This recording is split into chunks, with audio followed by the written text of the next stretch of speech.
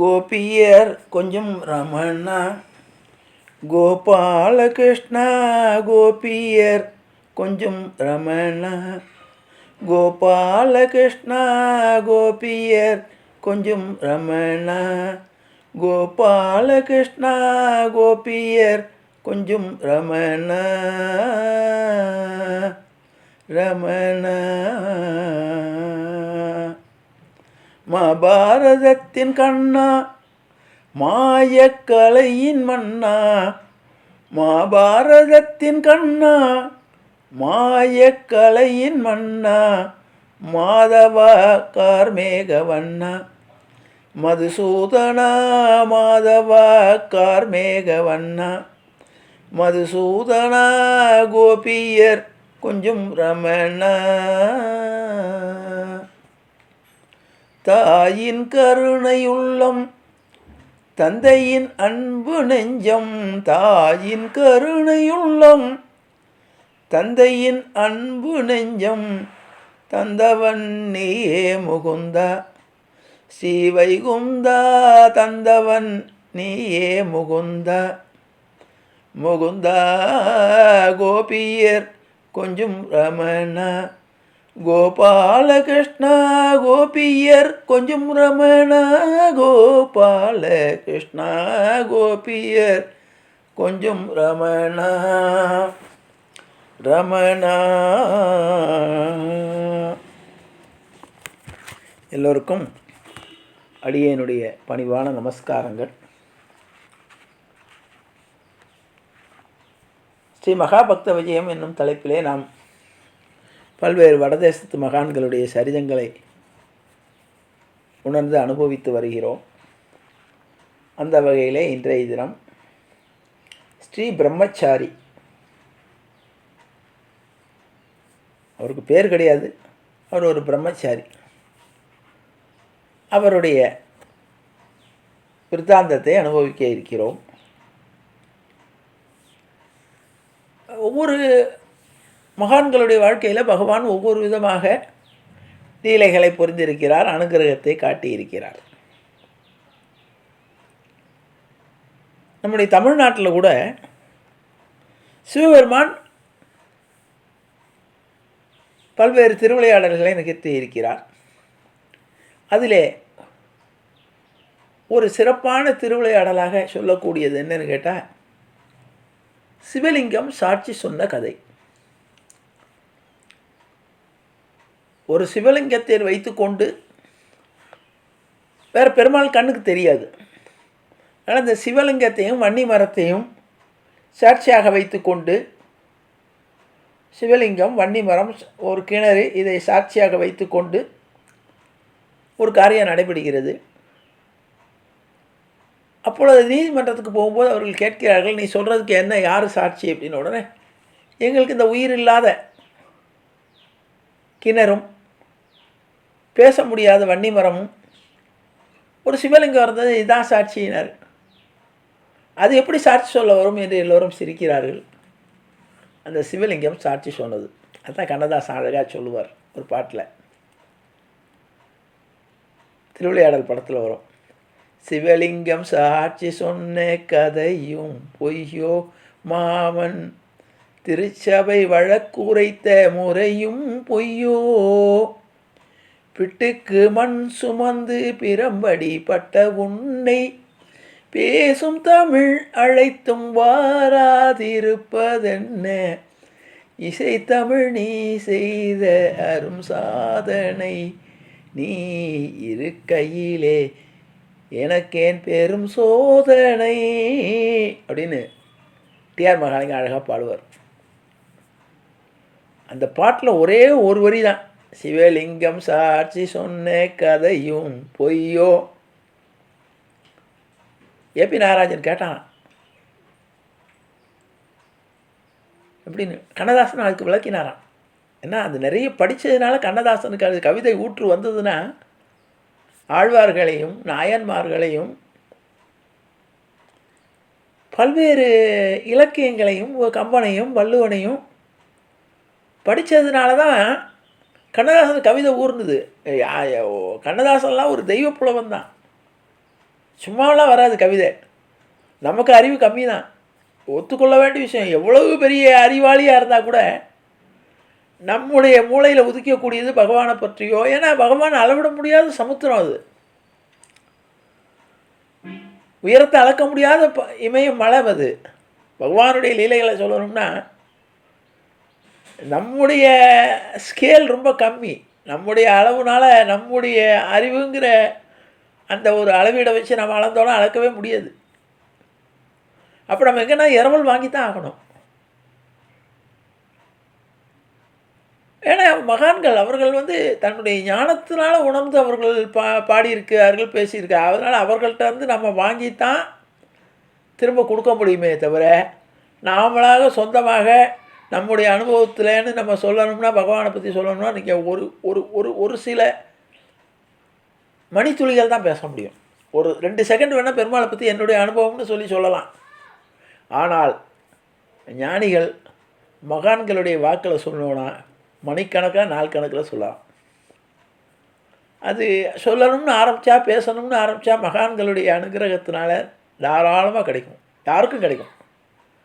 அதனால தான் கண்ணதாசனால் அத்தனை கவிதைகள் நீங்கள் யோசித்து பார்த்தோன்னா நமக்கு ஒரு கவிதை, 2 கவிதை, 5 கவிதை, 10 கவிதை எழுதினாமே போரும் ஆகிடும்.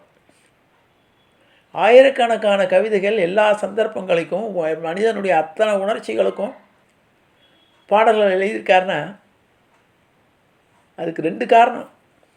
ஒன்று பகவானுடைய அனுகிரகம், இன்னொன்று அவர் படித்த விஷயங்கள். நாயன்மார்கள் கதை, ஆண்டாள் நாச்சியார் உடையது, திருக்குறள், கம்பன், சிலப்பதிகாரம் எல்லாம். இவ்வளோக்கு கண்ணதாசன் படிப்பு 8வது தான் படித்தார். ஆனால் இன்றைக்கி எப்படி வள்ளுவன், கம்பன் எப்படி நம்முடைய மனதில் இடம் பெற்றாரோ அதே மாதிரி கண்ணதாசனும் இடம் பெற்றார். மற்ற கவிஞர்கள் நிறைய இருந்தாங்க, மரதகாசி, அவங்க இவங்க நிறைய பேர். ஆனால் கூட கண்ணதாசன் ஏனென்றால் எல்லா இதையும் எடுத்தான். அதனால தான் அந்த திருவிளையாடல் அந்த இதை சொல்லும்போது கண்ணதாசனுடைய ஒவ்வொரு வரிக்கு பின்னாலேயும் ஒவ்வொரு காவியம் இருக்கும். ஏதாவது ஒரு பின் கதை இல்லாமல் ஏதோ சும்மா எழுதினோம், வார்த்தைக்காக எழுதினோன்னு எழுத மாட்டார். அது மாதிரி இறைவனே நேரடியாக சாட்சி சொன்ன பல சந்தர்ப்பங்கள் உண்டு. அது மாதிரி திருப்பதிலையும் உண்டு. திருப்பதியில் கோர்ட்டில் திருப்பதி பெருமாள் சாட்சி சொன்னார். அதுக்கு அழகாக சொல்லுவார், ஒரு பாட்டே உண்டு. எந்த மலை சேவித்தாலும் உன் தங்க மலை சேவிக்காத ஜென்மம் என்ன ஜென்மம், பாய்ச்சல் கொண்டு வானரங்கள் பழங்கள் பறித்து தின்னும் மலை, பச்சி ஜாதிகள் எல்லாம் களிர் களிர் என்னும் மலை, கூச்சலிட்டு ஜனங்கள் எல்லாம் கோவிந்தா என்று அழைக்கும் மலை, கூச்சலிட்டு ஜனங்கள் எல்லாம் கோவிந்தா என்று அழைக்கும் மலை, கோமுட்டிக்கு இறங்கிய நீ கோர்ட்டில் சாட்சி சொன்ன மலை, எந்த மலை சேவித்தாலும் உன் தங்க மலை சேவிக்காத ஜென்மம் என்ன என்ன, தீராத மனக்கவலை தீர்த்து வைக்கும் உந்தன் மலை, தீராத மனக்கவலை தீர்த்து வைக்கும் உந்தன் மலை, தேடி வந்து ஜனங்கள் எல்லாம் தினரட்சகா உன்மலை, நம்பினோரை காக்கும் மலை, நாதனே உன் சப்தமலை, எந்த மலை சேவித்தாலும் உன் தங்க மலை சேவிக்காத ஜென்மம் என்ன என்ன. இதில் கோமுட்டிக்கு இறங்கிய நீ கோர்ட்டில் சாட்சி சொன்ன மலை ரொம்ப சமீபத்தில் 100-200 வருஷத்துக்கு முன்னால் தான் ஒரு கோமுட்டி செட்டியார் ஒருத்தனை கடன் கொடுத்துட்டான். பத்திரமெல்லாம் எழுதிவாங்கல்ல. கஷ்டப்பட்டான்னு கேட்டால் கொடுத்துட்டான். இவன் கஷ்டப்படும் போது அந்த பணம் வரல. கோர்ட்டில் கேஸ் நடக்கிறது. கோர்ட்டுக்கு தேவை நீதிமன்றத்துக்கு சாட்சி தானே. நீ கொடுத்ததுக்கு யார் சாட்சினா அது வெங்கடாஜலபதி தான் சாட்சினார். வெங்கடாஜலபதி வந்து சாட்சி சொல்லுவாரானா? சொல்லுவார். எனக்கு என்னுடைய பணம் கிடைக்கணும்னா நான் பெருமாளை சேவிக்கிறது உண்மையாக தான் வந்து சொல்லுவார்ட்டார். பெருமாள் சொன்னார்.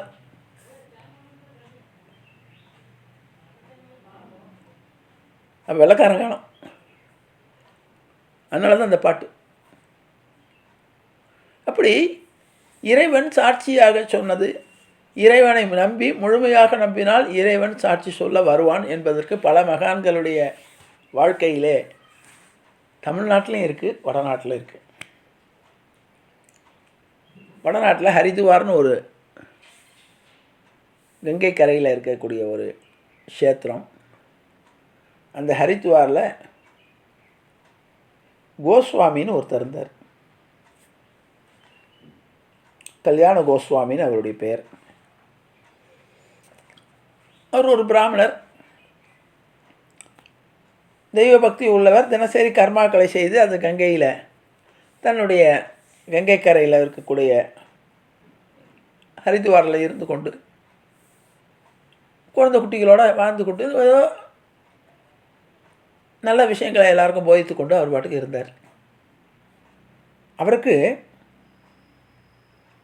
யமுனையில் போய் கிருஷ்ணனுடைய மதுராவில் போய் யமுனையில் நீராடி கிருஷ்ணன் கால் பதிச்ச இடத்தையெல்லாம் பார்க்கணுன்னு ஆசை. இப்போ மாதிரி இல்லை. அப்போல்லாம் போனால் ரயிலோ பஸ்ஸோ கிடையாது, நடந்து தான் போகணும். போனால் வருஷ கணக்கில் ஆகும் போயிட்டு திரும்புறதுக்கு. அவருக்கு வயதாகி விட்டது. இந்த யமுனை கங்கையில் பிறந்தால் கூட அவருக்கு யமுனையில் நீராடணும்னு ரொம்ப ஆசை. ஏன்னு கேட்டால் நாச்சியார் சொல்லுவாள், தூயவரி நீர் யமுனை துறைவனை ஆயர் குலத்தினில் தோன்றும் மணி விளக்கை தாயை குடல் விளக்கம் செய்து அமோதரனை தூயோமாய் வந்து நாம் தூமலர் தூவித் தொழுது வாயினால் பாடி மனத்தினால் சிந்திக்க போய பிழையும் புகுதருவான் நின்றனவும் தீயினில் தூசாகும். அந்த யமுனையில் போய் நீராடி என்ன பண்ணணும்னா, எப்படி போகணும்? பெருமாளுக்கு தூய பெருநீர் யமுனை துறைவனை, அந்த யமுனை துறைவன் பெருமாளுக்கு பேர். அவள் அந்த யமுனையில் கிருஷ்ணன் விளையாடினானா தூய பெருநீர் யமுனை துறைவனை. அவன் யார்? ஆயர் குலத்திலே தோன்றும் மணி விளக்கை. அவன் பெரிய ராஜாவாக தோன்றல, சாதாரணமான ஆயர் குலத்தில் படிப்பறிவு இல்லாத அல்லது சுத்தமாக கூட இருப்பாங்கன்னு சொல்ல முடியாது. அவர்கள் ஆடு மேய்க்கிறாங்க சொல்லுவோம்ல, ஆடு மேய்க்கு தாண்டா லாய்க்குன்னு. சுத்தமாகவும் இருக்க மாட்டாங்க, உடல் சுத்தமும் கிடையாது, ஆனால் மனசு சுத்தம். அப்படிப்பட்ட குலத்தில் ஆயர் குலத்தில் தோன்றும் அணிவிளக்கை தாயை குடல் விளக்கம் செய்து தாமோதரனை. அவன் பிறந்ததுனால அந்த தாயினுடைய குடல் விளங்கினதான். அதான் அழகாக ஒருத்தர் பாருவா, என்ன தவம் செய்தனை யசோதா. ஒரு உலகம் பூரா அவனை தாயாகவும் தந்தையாகவும் நினச்சி பாராட்டக்கூடிய அந்த கிருஷ்ணன் அம்மானு இவனை கூப்பிட்டாலாம் யசோதையை. நீ எவ்வளோ தவம் பண்ணியிருக்கேன்னு சொல்லி பாட்டு வரும். அது தூய பெருநீர் யமுனை துறைவனை ஆயர்குலத்தில் தோன்றும் அணிவிளக்கை தாயை குடல் விளக்கம் செய்த தாமோதரனை. எப்படி போகணும்? தூயோமாய் வந்து நாம் தூமலர் தூவி தொழுது. அந்த யமுனையில் குளித்து உடம்பும் தூய்மை ஆகிடும், மனசையும் தூய்மையாக வச்சுக்கணும். தூயோமாய் வந்து நாம் தூமலர் தூவி தொழுது என்ன பண்ணணும்? வாயினால் பாடி மனத்தினால் சிந்திக்க. நமக்கு ரெண்டும் கஷ்டம். வாய் பெருமாளை பற்றி பேசும், மனசு வேறு ஒன்று நினைக்கும். மனசு பெருமாள் நினைக்கும், வாய் வேறு ஒன்று பேசும். அப்படிலாம் வாயினால் பாடி மனத்தினால் சிந்திக்க என்ன ஆகும்னா, போய பிழையும் புகுதருவான் நின்றவும் தீயினில் தூசாகும். அப்படிப்பட்ட யமுனையில் மதுராபுரியில் போய் கண்ணனுடைய பிறந்த இடமாகிய கோகுலம் மதுரா அதெல்லாம் அனுபவித்து யமுனையில் நீராடி வரணும்னு இவருக்கு ஆசை. புறப்படணும் சொல்லிட்டு இருக்காரு. அந்த காலத்தில் துணை இல்லாமல் போக முடியாது. எப்போவுமே ஒரு பயணம்ங்கிறப்ப துணையோடு ஒரு 5 பேர் போவாங்க. அதோட இன்னொன்று நாச்சியார் அழகாக சொல்லுவாள், பெருமாளை தனியாக அனுபவிப்பது சந்தோஷம் இல்லை. இல்லாட்டி தாயார் வந்து எதுக்காக இத்தனை பேரை கூப்பிட்டு ஆயர்பாடி சிறுமியெல்லாம் எல்லோரையும் வாங்க வாங்கன்னு கூட்டின்னு போய் எதுக்காக போகணும்? பகவானை கோஷ்டியில் சேவிச்சா அது ஒரு சந்தோஷம். கூடி இருந்து குளிந்தேலோ ரெம்பாவாய். எல்லாரும் கூடி பகவானை கோஷ்டியாக அனுபவித்தா அது ஒரு சந்தோஷம். பகவானு எளிமையாக கருமை கொள்வான். தனியாக ஒரு அறைக்குள்ளே உட்காந்துட்டோ அல்லது இது பண்ணுறதோ அது அது நம்முடைய மன திருப்திக்கு. பெருமாளுக்கு திருப்தி எதுனா கோஷ்டியாக கூட்டமாக எல்லாரும் சேர்ந்து நாமகரணத்தை சொல்லிட்டு பாடிட்டு ஆடிட்டு சந்தோஷப்படுறது தான். அதனால தான் நீங்கள் இப்பவும் போனீங்கன்னா, நீங்கள் திவ்ய தேசங்களுக்கெல்லாம் சில இடங்களில் போனீங்கன்னா கோஷ்டியாக வருவார்கள், பஜனை கோஷ்டியாக போகும்போது ஒரு சந்தோஷம் இருக்கும். அதனால் துணை இல்லாமல், அதுவும் அவருக்கு வயசாகிடுது, நீண்ட பயணம், வழி துணையும் இருக்கணும், பெருமாளை பற்றி பேசிட்டு போகலாம். தனியாக போனோன்னா பெருமாளை பற்றி நினைப்போன்னு சொல்ல முடியாது, நமக்கு பல வேறு பிரச்சனைகள்லாம் இருக்கும் அப்படின்னு நினச்சி கொண்டு இருக்கிறார். அப்பொழுது அங்கே ஒரு பிரம்மச்சாரி ஒருத்தர், அவருக்காக தான் இந்த கதையே. பிரம்மச்சாரி பேரெல்லாம் இல்லை, பிரம்மச்சாரியாக ஒரு இளைஞன். உடனே அவனும் நல்ல சாஸ்திரம்லாம் படித்தவன், நல்ல பையன், பிரம்மச்சாரி. அந்த பையன் ஒரு இளைஞன்.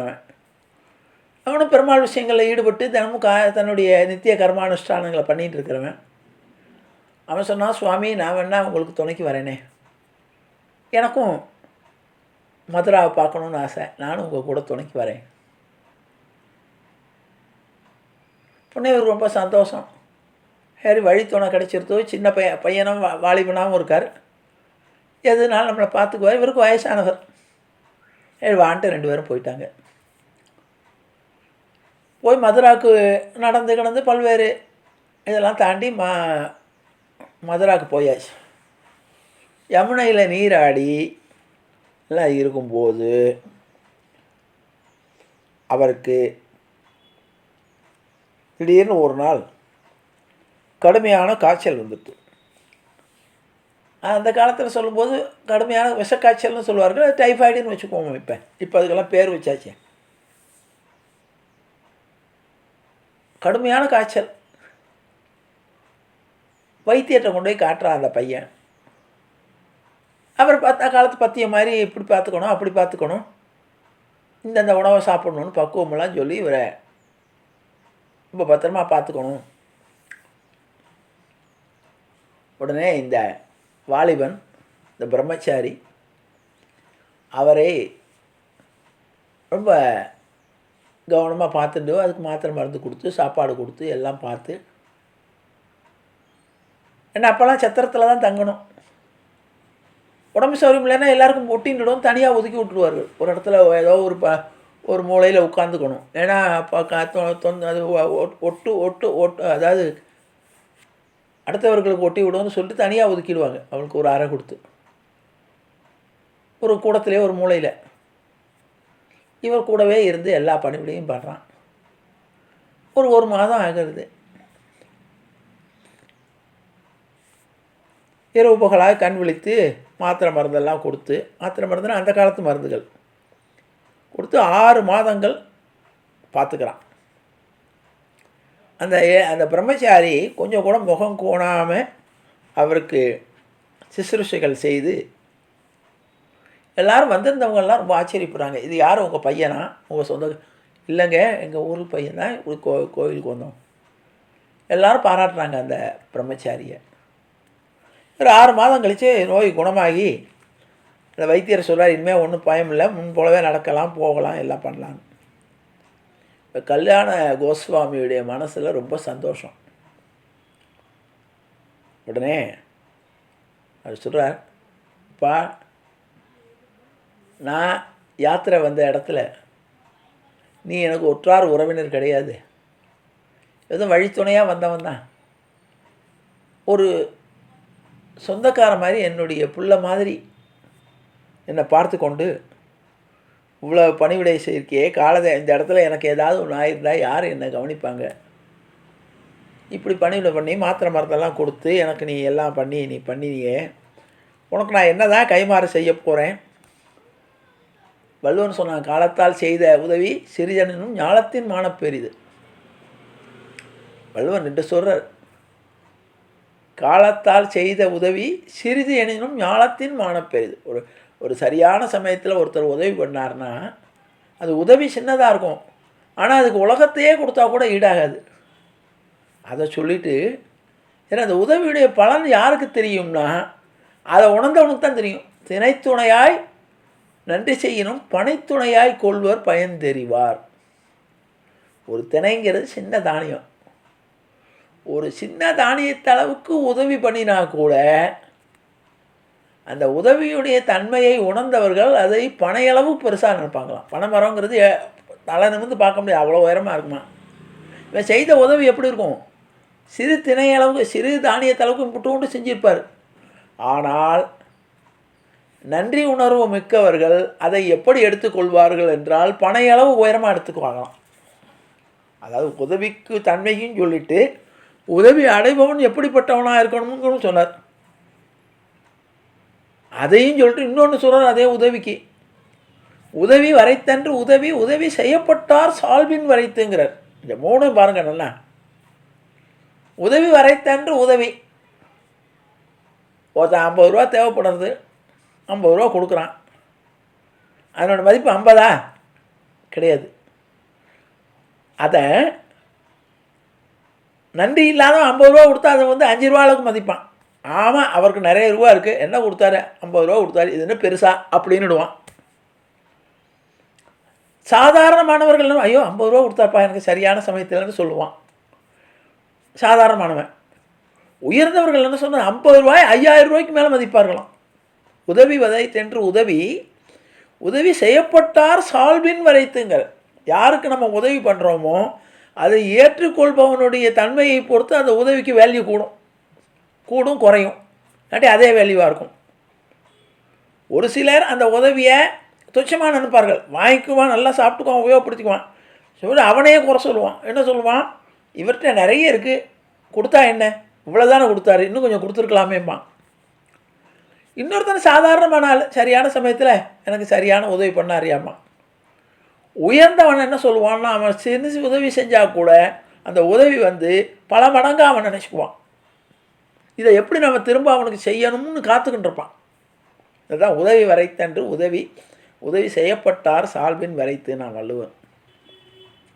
இப்போ இந்த இடத்துல இந்த பிரம்மச்சாரி உதவி பண்ணதை இவர் கல்யாண கோஸ்வாமி அவர்கள் ரொம்ப பெருசாக எடுத்துக்கிறார். இது யாரும் செய்யாத உதவியாச்சே, நீ கூடவே இந்த 6 மாதமாக எனக்கு என்னோடய ரத்த சம்பந்தப்பட்டவன் மாதிரி நீ எனக்கு இவ்வளோ உதவி பண்ணியிருக்கியே, நான் உனக்கு என்ன கைமாறு செய்ய போகிறேன். அதான் உண்மையான மனசுங்கிறது. ஒருத்தன்ட்ட உதவி வாங்கிட்டோன்னா அவசரத்துக்கு வாங்கிக்கிறோம், அதை திரும்ப ஏதாவது பிரதி உபகாரம் செய்யணும்னு துடிப்பார்கள். ஏன்னா அப்போ தான் அவங்களுக்கு ஒரு நிம்மதியாக இருக்கும்.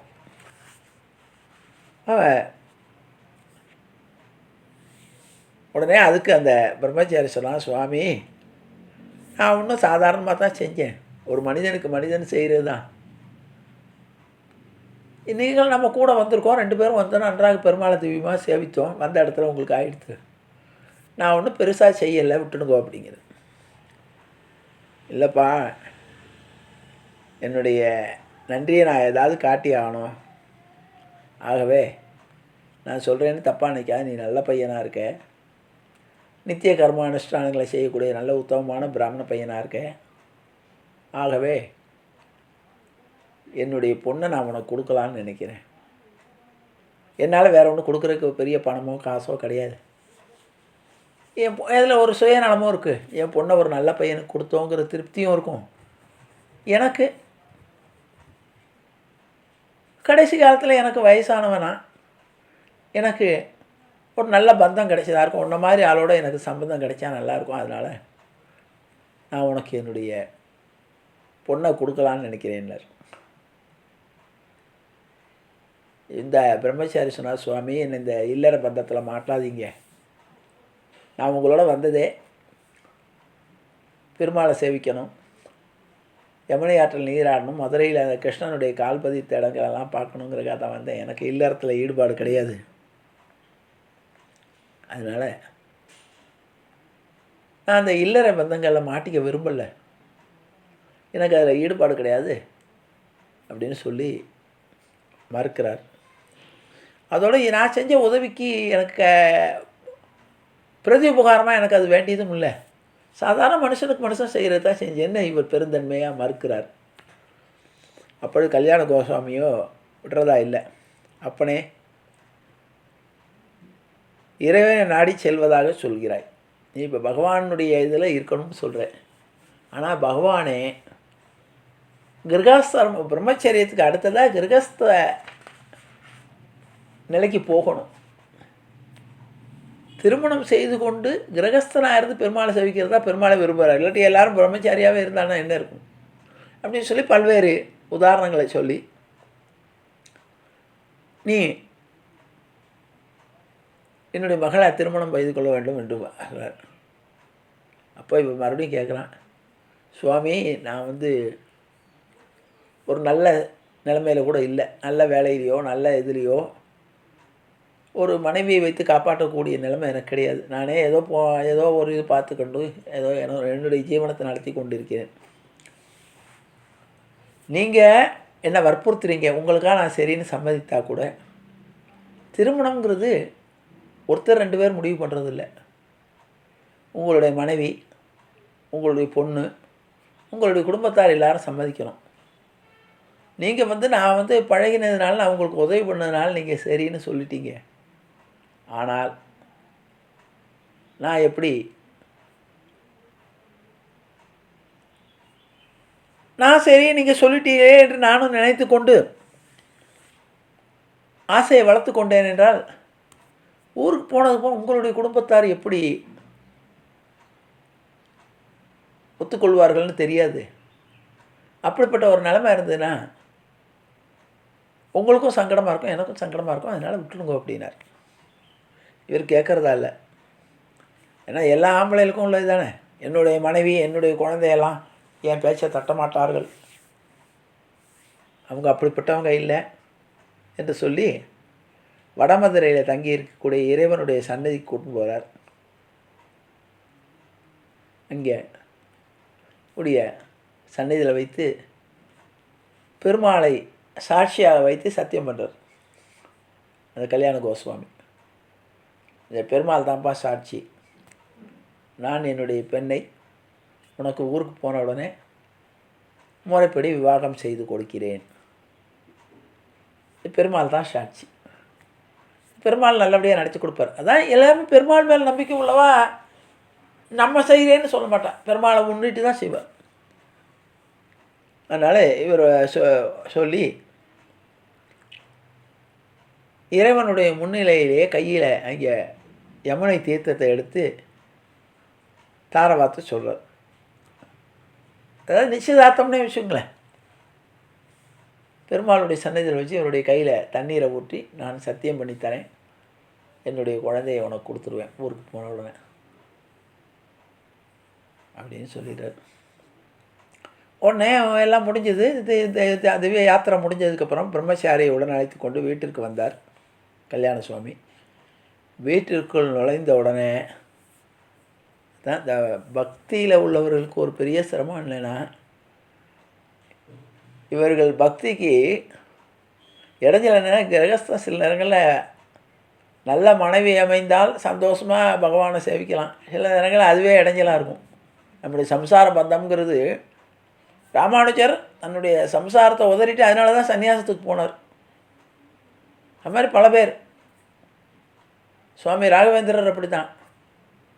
சில நேரங்கள் நமக்கு கிரகஸ்தனாக இருந்து கொண்டு சேவிக்க எல்லாருக்கும் அந்த பாக்கியம் கிடைக்காது, அதை உதறித்தல்னா தான் போக வேண்டிய சூழ்நிலை வரும். இவர் போகிற உடனே இவருக்கு மூத்த பையனும் இருக்கார், இந்த பொண்ணும் இருக்குது, மனைவியும் இருக்கார். 3 பேரும் முகம் கொடுத்து கூட பேசலை. ஏன்னா இவர் போனவர்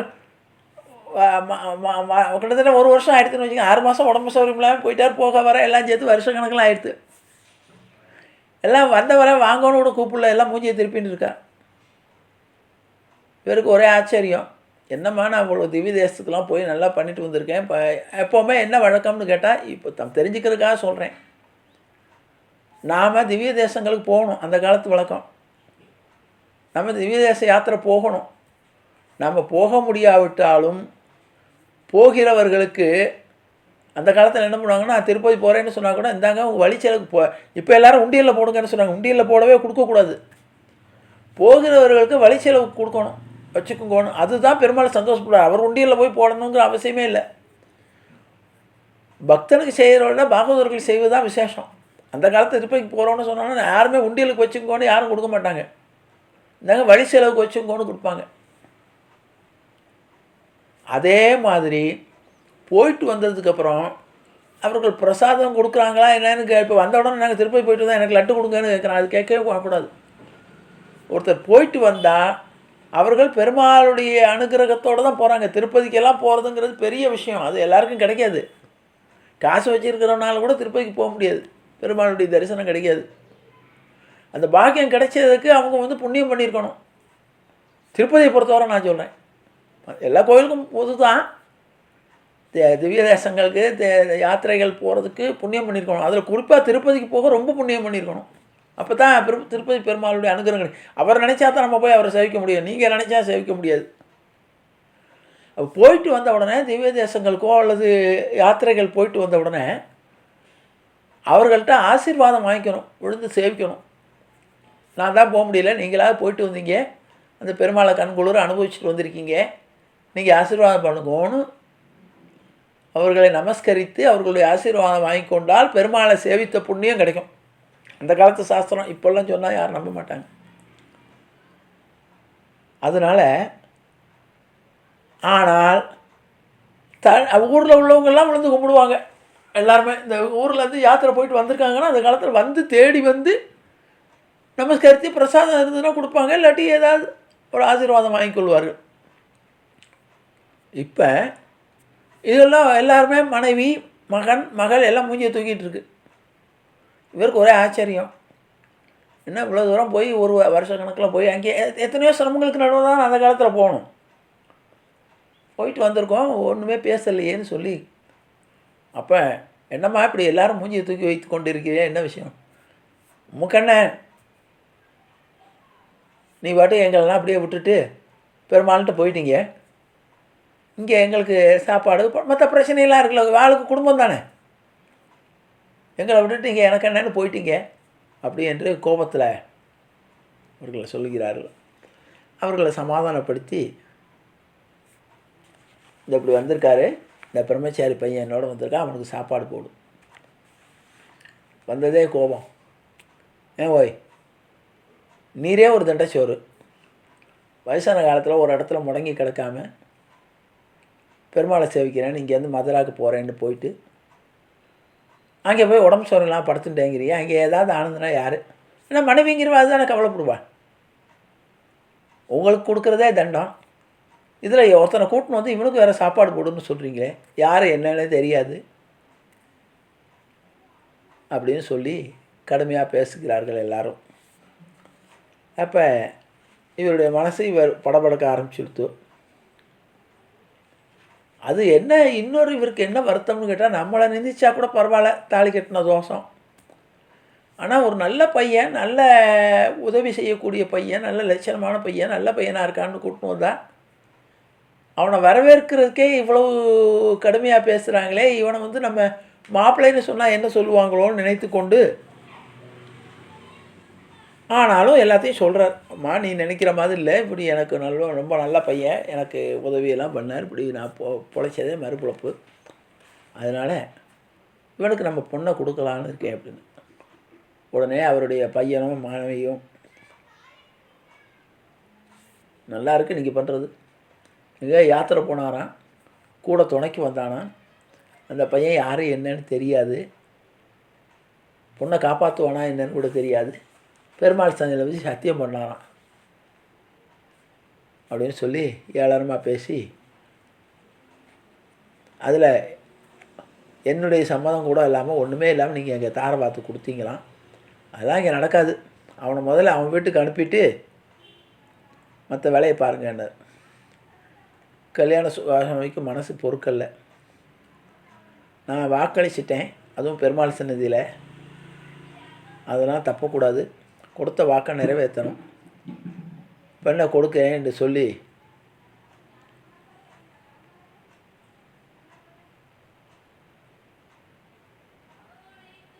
இவர் அப்போ சொல்கிறேன் மனைவியானவன் சும்மா அருமையாக என்னத்தையோ கோயிலுக்கு போனாராம், சொன்னாராம், பெருமாள் சாட்சியாம்.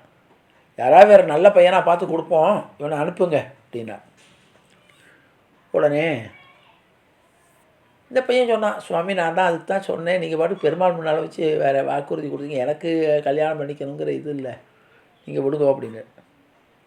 ஆனால் இவருக்கு ரொம்ப ஆசை, வேத அத்தியாயனம்லாம் பண்ணியிருக்கான், நல்ல பையனாகவும் இருக்கான், இவனை கல்யாணம் கொடுப்பா நல்ல மங்களமாக நன்றாக இருப்பார்கள். அதனால் சொல்லிட்டு அப்படிப்பட்ட இதை அவனுடைய அறிவினத்தினால காசு பணத்துக்கு ஆசைப்பட்டு கொண்டு நல்ல பையன் வேறு யாருக்காவது கொடுக்கணும்னு நினைக்காது, இவனுக்கு தான் கொடுக்கணும்னு சொல்லி வரும். கத்த அவர்கள் சண்டை ரொம்ப இதாகுது. கல்யாண கோஸ்வாமி மிகுந்த வருத்தத்துடன் யார்கிட்ட போய் இதை சொல்கிறது. உடனே ஒரு அந்த காலத்தில் எதுனாலும் அரசன்ட்ட சொல்லுவார்கள். ஏன்னா அரசன் ஒரு தகப்பன் மாதிரி. அதனால் அந்த ஹரித்வாரை அரசாட்சி பண்ணி கொண்டு வந்த அரசன்ட்ட போய் இவர் இதை சொல்கிறார், நான் அப்படி பெருமாள் முன்னால் சத்தியம் பண்ணிட்டேன், என்னுடைய மனைவியோ இதை ஏற்றுக்க மாட்டேங்கிறா. ஏன்னா அந்த காலத்தில் என்ன ஒரு வழக்கம்னு கேட்டால், ஒரு நல்ல இப்போவும் இருக்குது, ஒரு நல்ல ஒரு பையன் நல்ல ஒரு பெண்கள் கல்யாணம் பண்ணிக்கணும்னு ஆசைப்பட்டா அரசனே தன்னுடைய சொத்து சுகமெல்லாம் கொடுத்து கொஞ்சம் வீடு கொடுத்து அல்லது உதவி கொடுத்து அவர்களுக்கு வசதி பண்ணி கொடுப்பார்கள். நல்ல பையனாக இருந்து நல்ல பெண்ணாக இருந்து மனம் ஒத்து நல்ல இதாக இருந்ததுன்னா அரசன்ட்ட சொன்னால் அரசன் பணம் இல்லை காசு இல்லைன்னு தானே மதிக்க மாட்டேங்கிறான். அரசன்ட்ட சொன்னால் அரசன் நியாயத்தை உணர்ந்த அரசனாக இருந்தால் அவனுக்கு ஒரு ஜீவனத்துக்கு வழி பண்ணி கொடுத்து அவனை ஒரு சில நேரங்கள் நல்ல கெட்டிக்காரனாக தான் அரசனுடைய பதவியே கொடுத்துருவாங்க, கூட தன்னுடைய அரண்மனையிலே ஏதாவது வேலை போட்டு கொடுத்து பார்த்துக்குருவாங்க. ஆகவே அரசன்ட்ட போய் சொல்கிறார். அரசன் யோசிக்கிறார்,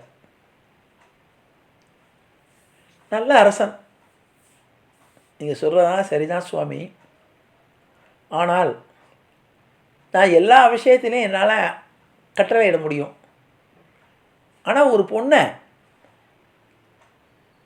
வற்புறுத்தி நீ கல்யாணம் பண்ணிக்கணும்னு சொல்கிறதுக்கு எனக்கு இது இல்லை. ஆனால் நீங்களோ சொல்கிறீங்க. ஆகவே இதுக்கு நான் பண உதவியெல்லாம் செஞ்சிடலாம், அதை பற்றி இது இல்லை. உங்களுடைய மனைவியும் குடும்பத்தால் ஒத்துக்கணும்னா பெருமாள் பார்த்து மனசு வச்சா தான் உண்டு. சில நேரங்கள் நம்ம அப்படி தானே எல்லா காரியத்தையும் பண்ணிவிடுவோம், பெருமாளாக பார்த்து திருத்தினா தான் உண்டு, இவாளை மனசு மாற்றினா தான் உண்டுன்னு நினைப்போம். சில பேர் கல் நெஞ்சமாக இருப்பாங்க, அவங்க மனசு இறங்கணும்னா நம்ம என்ன பண்ணுவோம், அவங்களுக்கு நம்ம பேசி ஒன்றும் செய்ய முடியாது, கோர்ட்டுக்கு போனாலும் ஜெயிக்காது, என்ன பண்ணாலும் ஜெயிக்க. அப்போ நம்ம பெருமாள்கிட்ட தான் சொல்லுவோம். சில பேருக்கு காசை கொடுத்துருவோம், பெருமாள்கிட்ட சொல்லுவோம், அவன் மனசு இறங்கி கொடுத்தா தான் உண்டு, நம்ம எங்கே போய் பார்க்க முடியும் அப்படின்னு. ஆகவே இந்த அரசனே என்ன சொல்லிட்டான்னா, இந்த பிரம்மச்சாரி பார்த்து, அப்பா உன்ட்ட தானே பெருமாள் முன்னால் சத்தியம் பண்ணார், அந்த பெருமாள் சாட்சி சொன்னால் நான் முன்னால் இருந்து கல்யாணத்தை நடத்தி வச்சிடறேன், நீ பெருமாளை கூட்டின்னு வான்ட்டார். கோஸ்வாமி அவருக்கு பெருமாள் மேலே நம்பிக்கை ரொம்ப ஜாஸ்தியாக இல்லையா, நீ போய் பெருமாளை கூப்பிட அவர் வந்துடுவான்ட்டார்.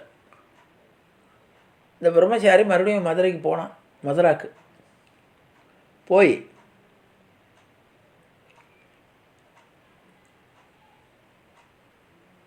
அந்த பெருமாள் சன்னையிலேருந்து அழலாம், சுவாமி என்னை இப்படி சிக்கலில் மாட்டி விட்டீங்களே, உங்களுடைய சந்நிதியில் தான் இந்த கல்யாண கோஸ்வாமி நான் வேண்டாம் வேண்டான்னு சொல்ல கேட்காம எனக்கு வாக்கு கொடுத்துட்டார், நானும் ஏற்றுக்கொள்கிறேன், நானும் அதை ஏற்றுன்ட்டேன். இப்போ நான் அவளை ஏற்றுக்காவிட்டால் எனக்கு அந்த பாவம் எனக்கு வரும், அவர் வாக்கு கொடுத்தது நிறைவேற்றாத பாவம் அவருக்கு வரும். அந்த காலத்தில் அப்படி இருந்திருக்காங்க. அதனால் சுவாமி நீங்கள் தான் எனக்கு, அரசன்ட்ட போய் சொன்னோம், திக்கற்றவருக்கு தெய்வமே துணை, என்னென்ன முயற்சியெல்லாம் பண்ணி பார்த்தாச்சு, அரசன் நீங்கள் சாட்சி சொன்னால் தான் ஆச்சுன்ட்டான். ஆகவே நீங்கள் எனக்கு சாட்சி சொல்ல ஹரித்வாருக்கு வரணும்னார்.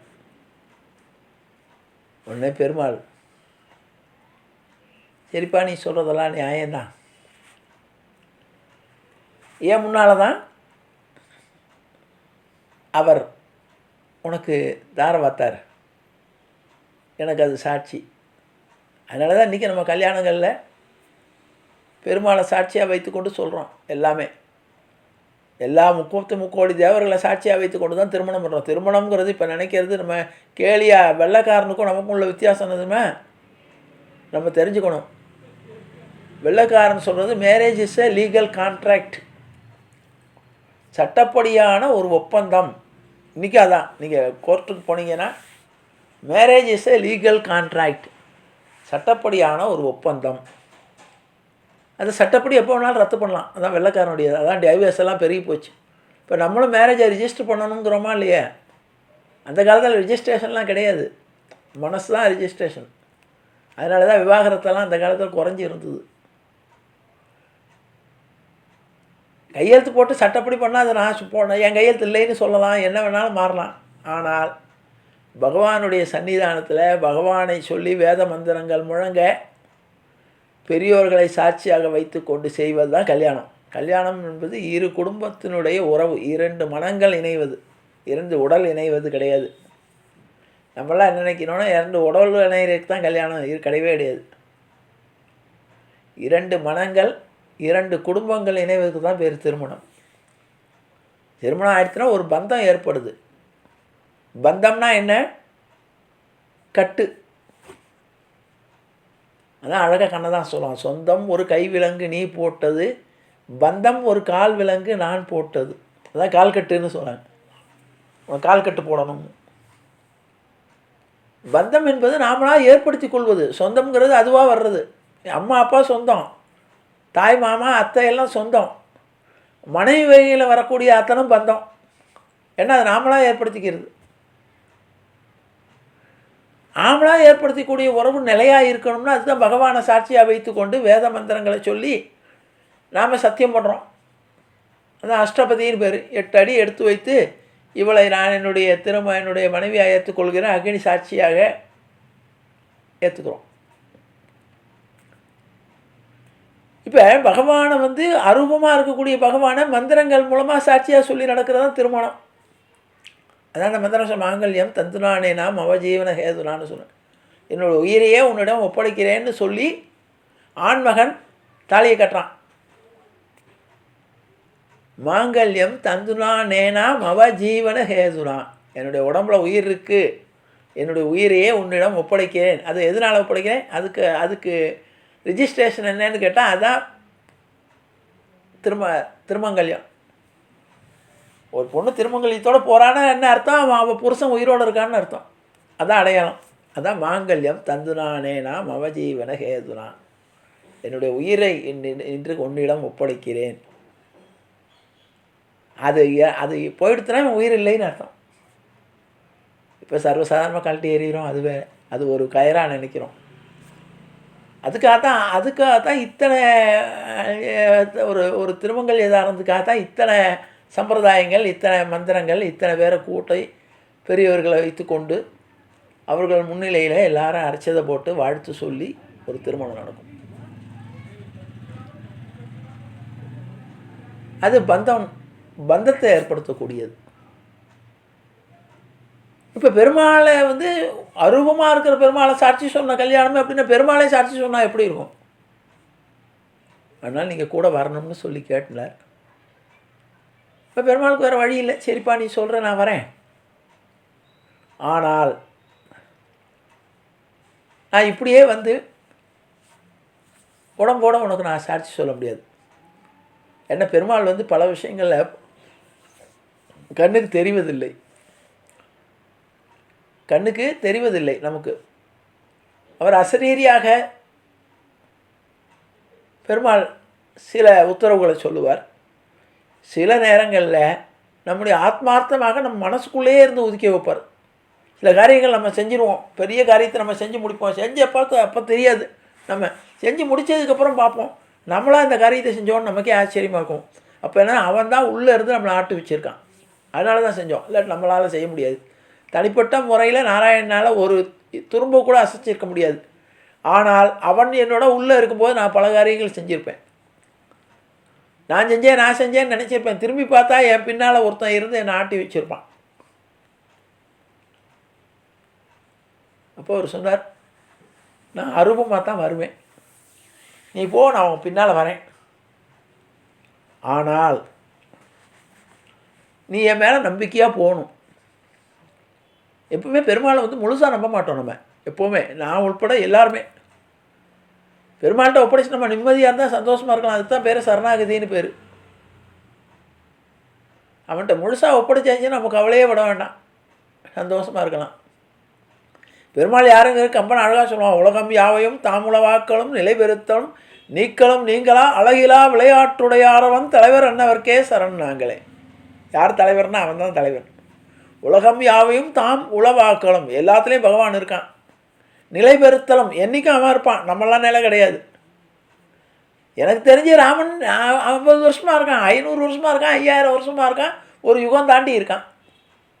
நிலை பெறுத்தலும் நீக்களும் நீங்களா, நீங்கள் அவனை விட்டாலும் அவன் உங்களை விட மாட்டான், அவனை பிடிச்சிட்டோன்னா.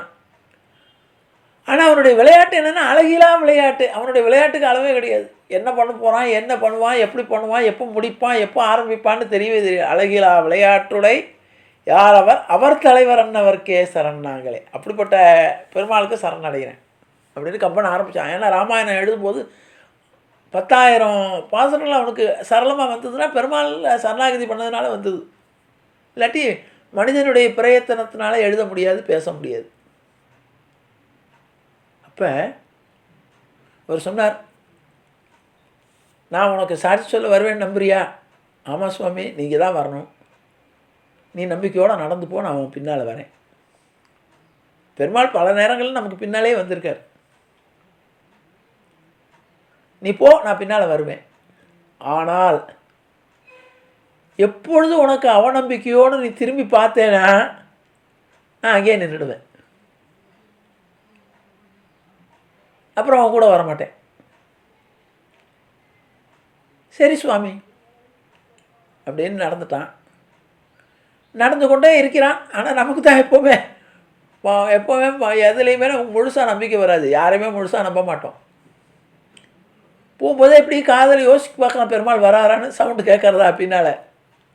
பெருமாள் ஜல் ஜல் ஜல் ஜல்னு அவருடைய காலடி சத்தம் கேட்கறது. ஹரித்வாருடைய எல்லையை நெருங்கி விட்டான் கிட்டத்தட்ட. வந்தவுடனே இவனுக்கு ஒரு சந்தேகம். அந்த ஹரித்வாருடைய எல்லை கொஞ்சம் நெருங்கி அந்த இடத்துக்கு வந்த உடனே இவனுக்கு சந்தேகம் வந்துடுத்து. என்ன காலடி சத்தமே கேட்கலையே, என்ன சரி நமக்கும் அடிக்கடி சந்தேகம் வரும், பெருமாள் நம்மளை கைவிட்டாரா? எனக்கும் அப்படி தான் வரும், எல்லாருக்கும் வரும். பெருமாள் நம்பி நம்ம முழுசாக இறங்குவோம், பெருமாள் தான் செஞ்சு தரணும்னு நினைப்போம், நடத்துவார்னு நம்பிக்கை மனசுக்குள்ளே இருக்கும். 99% இருக்கும். ஆனால் 1% எங்கே என்னை கைவிட்டுடுவியோ,